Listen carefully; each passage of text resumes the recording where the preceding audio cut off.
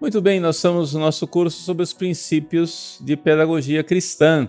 Nós estamos vendo que existe o pecado original, existe uma visão do outro lado do naturalismo e que para nós conduzirmos as pessoas nós temos que entender que essas duas coisas existem. Então vamos considerar a natureza humana. A natureza humana, né, do jeito que ela de fato, ela começa um mundo muito num processo meio que animal. Foge da dor, busca o prazer, foge da dor, busca o prazer, etc. Mas chega uma hora que você tem que levar para outra coisa, tá? Você tem que levar para outra coisa.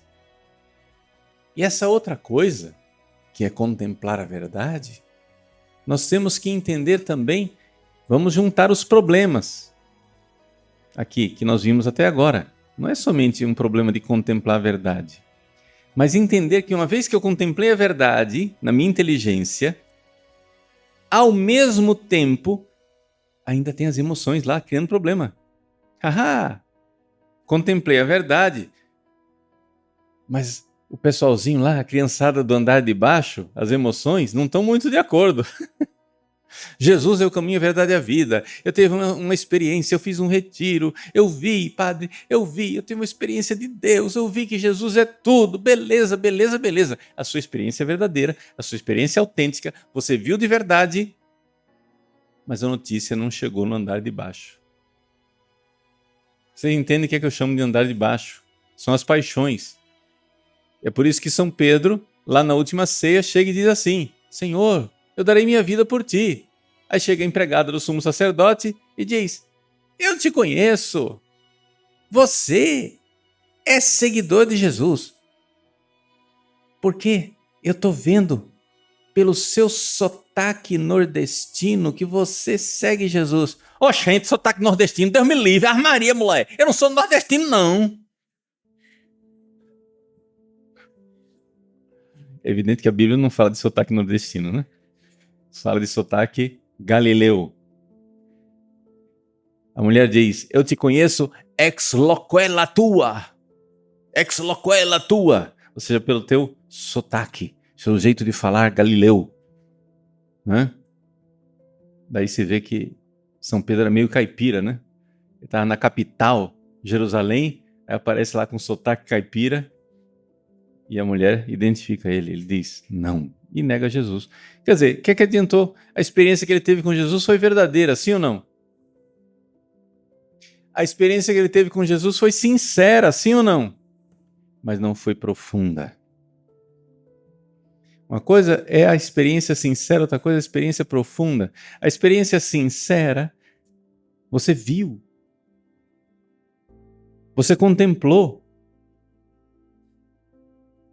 Mas essa coisa precisa agora, num processo educacional de você com você mesmo, você precisa levar a criançada que está no andar de baixo a esse convencimento. Isso é um processo educacional pedagógico. Santo Tomás de Aquino usa a expressão de que isso é um processo de convencimento político. Político. Como assim, padre? É político. Como na cidade você negocia as coisas para... Polis é cidade. Como para você governar a cidade, você precisa negociar para conseguir as coisas para o bem comum. Você precisa negociar com as suas paixões, com as suas emoções. Entendeu? Por exemplo, isso acontece com homens também, mas com as mulheres é mais frequente por causa do funcionamento do cérebro das mulheres. Elas são muito mais dotadas emocionalmente do que os homens. O lobo frontal nas mulheres funciona melhor do que nos homens. Nós funcionamos bem o lobo temporal, né? Os homens, isso é um dos dramas da educação moderna que querem fazer co-ed, meninos e meninas na mesma turma. Gente, isso é a mesma coisa que você juntar, vamos colocar na mesma turma, né?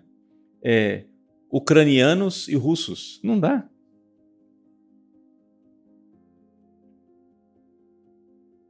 São dois planetas diferentes. Por quê? Porque o jeito de funcionar do cérebro, principalmente na infância, não é o mesmo.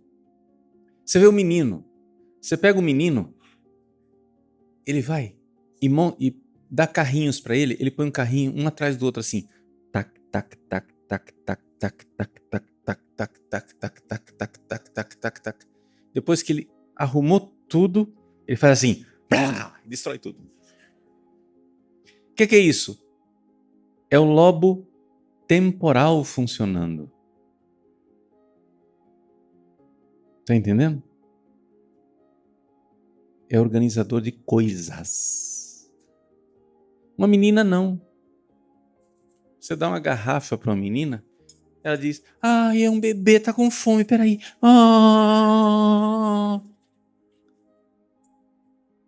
É o lobo frontal, ou seja, o homem transforma pessoas em coisas, a mulher transforma coisas em pessoas. Estava falando do processo político. Falei isso tudo só para justificar, para vocês entenderem que não é um preconceito, é simplesmente a riqueza da mulher. Mas isso acontece com homens também. Mas a maior parte das mulheres tem um relacionamento afetivo com a comida. É uma coisa... Esse pessoal que transcende minha capacidade de compreensão certas coisas, mas o pessoal que quer emagrecer e vai cortar um pedaço do estômago. Gente, o problema maior é o depois. Se a pessoa tinha um relacionamento afetivo com a comida, o que é que ela vai fazer com seus afetos, uma vez que não pode comer? Você foi violento, você não foi político, como São Tomás de Aquino disse. Tem que ser um processo político. Eu te dou isso, você me dá aquilo. Então, se você tem um processo afetivo com a comida, você vai ter que fazer uma reeducação alimentar. Não estou falando de dieta. Dieta é um negócio que você segue por 10 dias. Reeducação alimentar é um outro mundo, outra cultura. Você saiu daqui e foi morar no Japão. Você tem que se reeducar para aqueles alimentos. É outro tipo de alimento agora. Se você vai fazer um processo de reeducação alimentar porque você está cavando a sua cova com os dentes, você está se matando com o tipo de comida que você come, então você precisa ser político, você precisa ser pedagógico. As suas emoções não estão de acordo que você faça isso. Aí você tira um negócio e a pessoa surta. Calma. Não precisa nem ficar na mesma e nem ser violento. Que tal fazer um processo? Não é? Então, existe essa realidade de um processo de diálogo. Processo para conduzir até a educação que nós queremos. Então, não basta contemplar. Eu estou juntando aqui os dois problemas que foram apresentados até agora. Está claro isso? Você contempla com a sua racionalidade, mas ao mesmo tempo você tem do outro lado as emoções, na linguagem clássica, as paixões. Porque as informações que chegam para a sua vontade, lembram que eu disse para vocês que a vontade é cega? A vontade é cega. Então quem que está dizendo para ela o que ela vai querer? Pode ser uma coisa racional ou pode ser uma coisa irracional. As informações podem chegar dos dois lados. E você termina não sabendo quem que você vai seguir. A vontade fica ali esmagada no meio. Tá? Padre, então como é que eu faço agora para fazer com que a minha vontade siga o verdadeiro, o bom? Esse é o projeto educacional. Tá claro para vocês isso? Muito bem. Já dizia Le Petit Prince, de Antoine de Saint-Exupéry. O essencial, raposinha, da raposinha que diz, o essencial príncipezinho é invisível aos olhos. Já dizia Saint-Exupéry ou Santo Tomás de Aquino.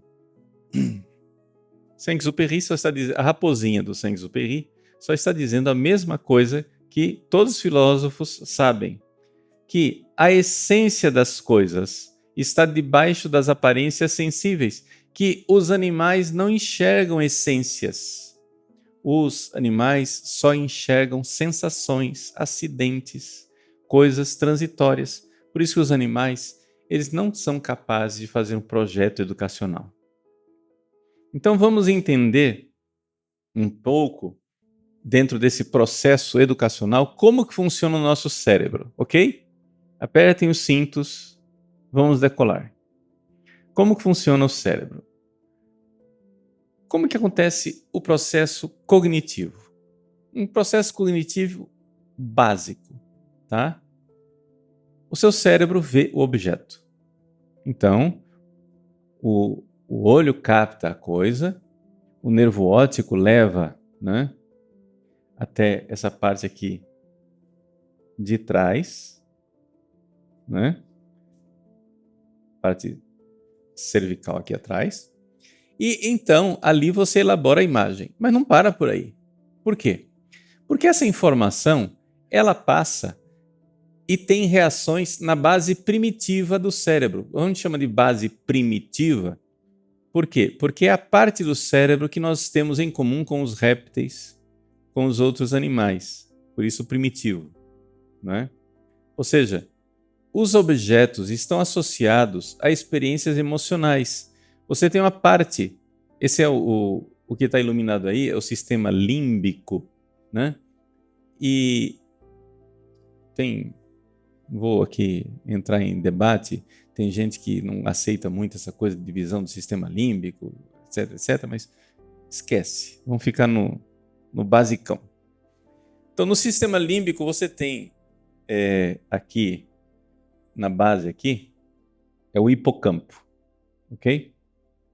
Então, o que acontece no hipocampo? Acontece que existe ali uma memória afetiva. Essa é uma memória que não é a memória da alma, é uma memória do cérebro. O fulano foi picado por uma cobra. Ele viu uma mangueira, tá? Ou seja, o olho captou, o nervo óptico levou aqui atrás, etc. A impressão que ficou vai no hipocampo e ali colhe uma memória e tem uma reação afetiva. A pessoa entra em pânico. Mas não entrou em pânico porque ela quis. Ela entrou em pânico porque aquilo está lá, registrado no cérebro dela, como uma coisa não prazerosa, perigosa. E a pessoa tem uma descarga de adrenalina, os batimentos cardíacos aumentam, a perna começa a querer correr, os olhos se abrem, taquicardia, a pessoa está pronta para a fuga. Isso acontece automaticamente. Entendeu? Automaticamente. Tá? Só que uma vez que você sentiu, lembra que a gente sempre diz, o pecado não é sentir, o pecado é consentir. Né? Então, eu falei desse exemplo de pânico, mas pode ser outra coisa, uma memória prazerosa, né? Alguma coisa que você tem. Aí, essa informação vai para essa parte da frente, que é a minha maquininha de falar, que está aqui. Ok? Que é o córtex pré-frontal. Essa maquininha de falar, ela quem vai lidar com essas emoções. Ela quem vai dialogar com essas emoções. É aqui que você vai ter que ensinar a você mesmo como você vai fazer com as emoções. É aqui que entra o político. É aqui que entra a pessoa dialogante. É aqui que São Pedro tem que dizer, cara, a empregada desmascarou você. E aí? Vai pagar o preço do amor a Jesus ou não vai? Ah, mas eu não quero morrer, não quero morrer. Tá bom, você não quer morrer, mas também não vai mentir.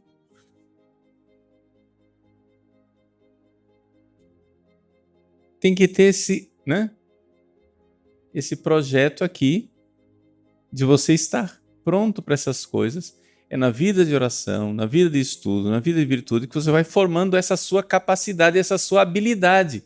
É evidente que eu estou aqui olhando só para o cérebro, mas é evidente que aqui também tem a alma, tem todo um outro aspecto que eu ainda não estou falando, tá, gente? Que é a parte do espiritual e, sobretudo, a parte do sobrenatural. Eu estou olhando aqui essa base do cérebro. Por que eu estou dizendo isso?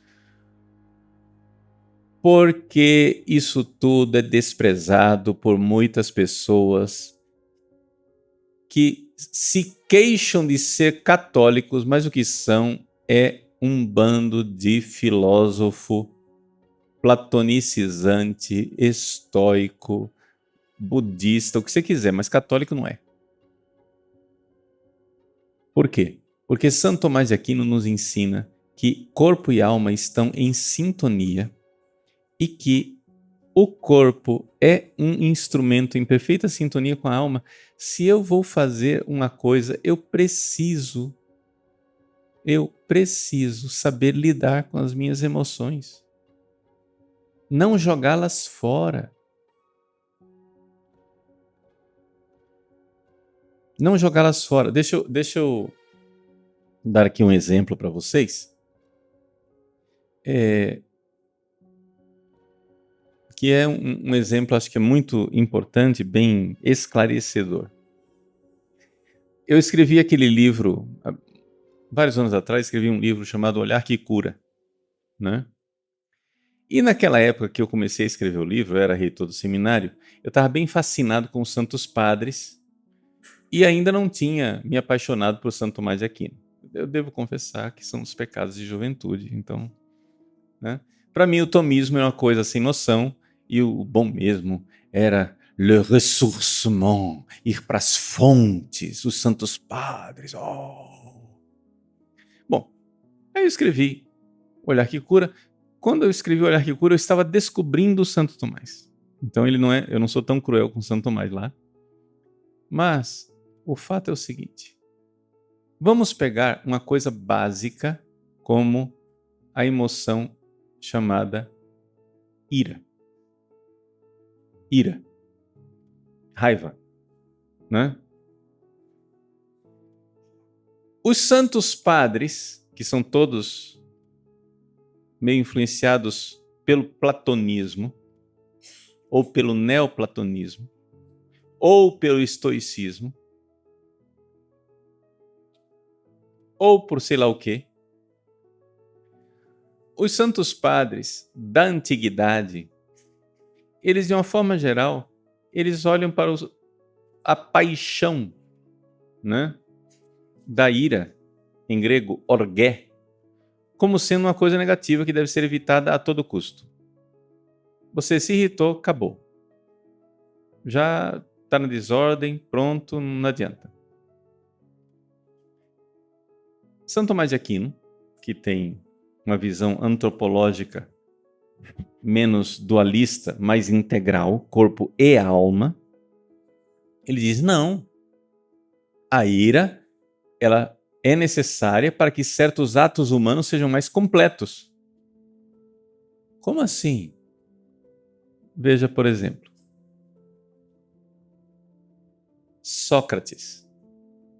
Esse exemplo de Sócrates ele é citado por São João Bosco, está correto. Sócrates está correto. Sócrates, um certo dia, estava profundamente irritado com um escravo. Ele olhou para o escravo e disse assim, olha aqui, se eu não estivesse tão irritado, eu espancaria você. Mas como eu estou irritado, eu não tenho direito de castigar você. Porque eu perdi a razão. O que é que Sócrates está ensinando aqui? Sócrates está nos ensinando o seguinte. Veja, na hora de julgar uma pessoa, você não pode estar sendo levado pela ira. É melhor que o juiz seja imparcial. Está entendendo? Então, Se você está irritado, não julgue. Espera acalmar ou peça o conselho de uma pessoa que não está irritada. Porque a ira, ela não pode entrar no processo cognitivo, porque ela atrapalha o processo cognitivo. A ira, ela tem esta capacidade de cegar a pessoa. Já notaram que quando você está com muita raiva, você vê o mundo escuro? Vocês já tiveram uma raiva tão grande que você vê tudo ficar escuro? Isso que acontece fisicamente, acontece espiritualmente. Quando você está com raiva, você não está vendo coisas, você está vendo monstros que você está criando. Nunca tome decisões irritado. E nisto, os santos padres têm razão. E nisso, São Tomás de Aquino está de acordo com eles. Sócrates tem razão, os santos padres têm razão. A ira atrapalha o processo cognitivo. Mas, uma vez que o seu filho aprontou e você, sem ira, movido de profunda caridade e profundo amor, você vê que você tem que fazer alguma coisa para detê-lo, que você tem que castigá-lo. Quando eu falo castigo, por favor, não entendam castigo físico, tá? Uma vez que você decide que você tem que castigar para o bem daquela pessoa, então São Tomás de Aquino diz, julgue sem ira.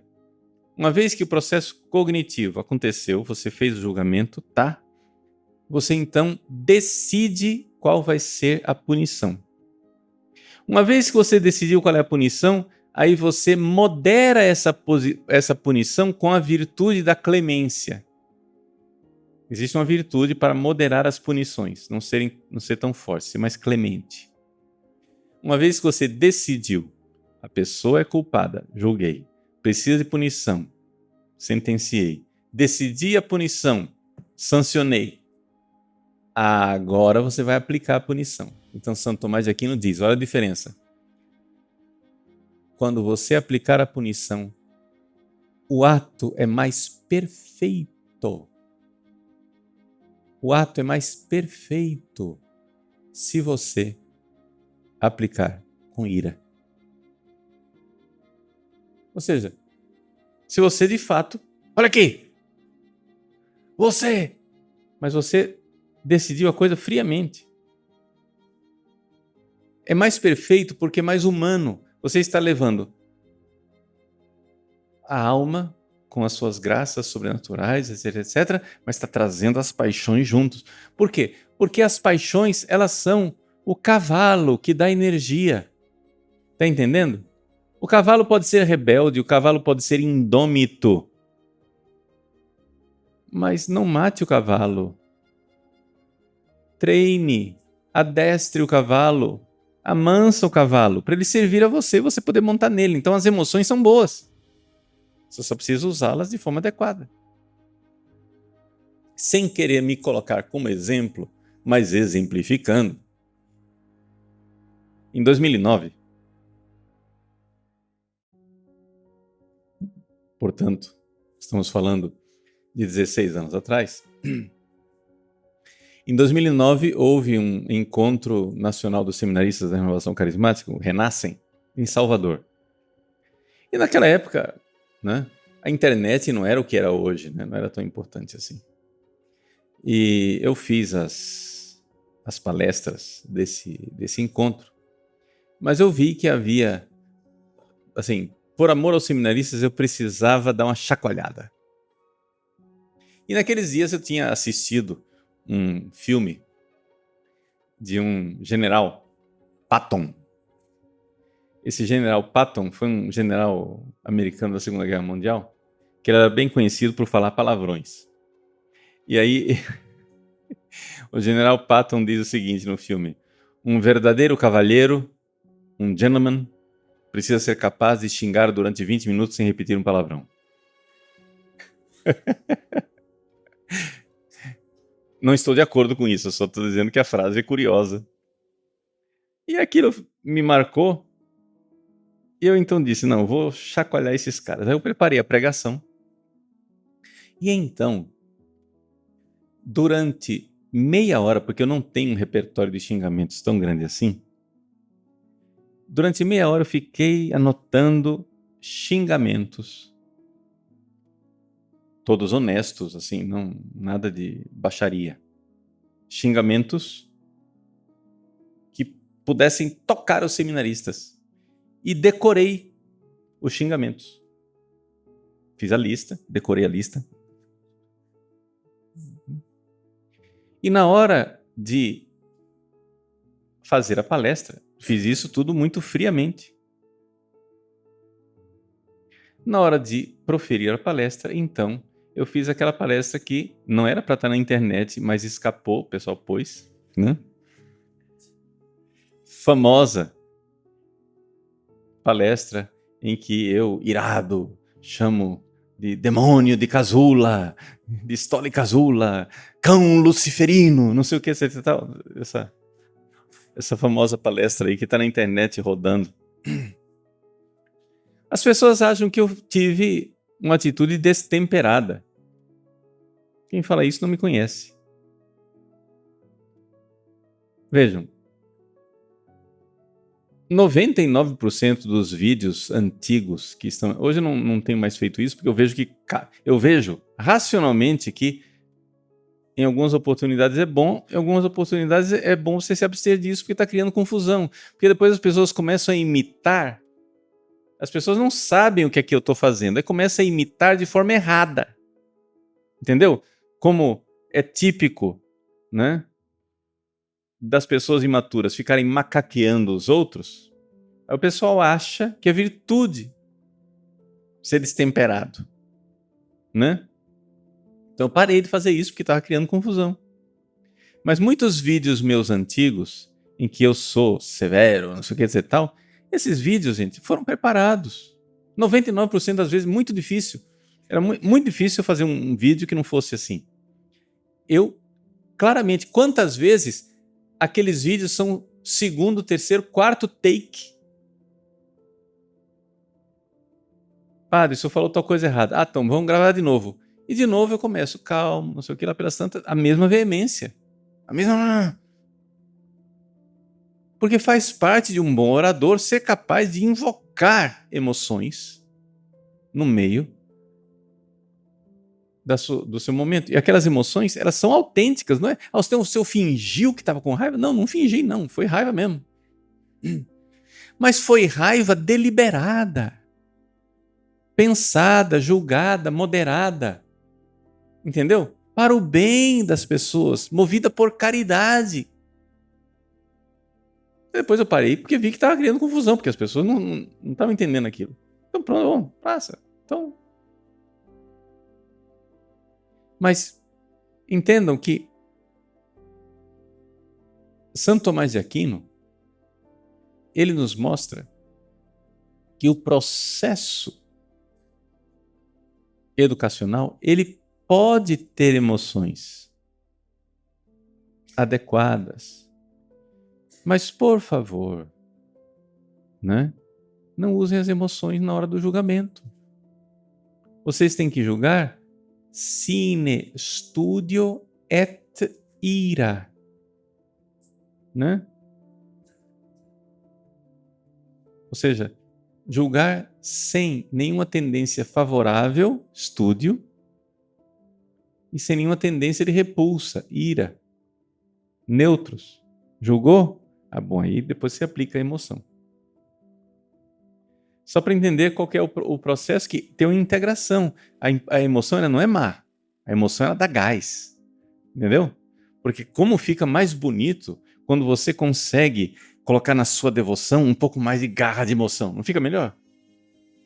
Como fica melhor quando você consegue colocar alguma coisa a mais ali, onde não é simplesmente uma máquina de falar. Tá? Mas é importante a gente notar que existe essa realidade de que nós somos pessoas onde o corpo e as emoções, as paixões, precisam ser catequizadas, levadas, guiadas, conduzidas para uma realidade que quem manda é a realidade espiritual. Então, nos santos, é Deus quem manda na alma, que manda nas paixões. Mas manda não matando as paixões, mas utilizando-as como instrumento bom, harmônico, né? É evidente que isso não existe no mundo ideal. Isso existe no mundo real. Então, se muitas emoções suas são descontroladas, tenha paciência com você, seja um bom pai para você, seja uma boa mãe para você mesmo, cara. Pelo amor de Deus. Tá entendendo? Você tem paciência com seus filhos, não tem paciência com você. Não, mas eu precisava ser perfeito. Isso chama-se orgulho, vaidade, metida besta, retardado. O que mais eu vou xingar você? Mas tenha paciência. Se você aceita que o seu filho e sua filha têm um processo, por que para você não é um processo? Aí a pessoa fica se massacrando, adoecendo, e ainda vem colocar em cima da minha conta que eu é que estou adoecendo as pessoas. Tenha paciência.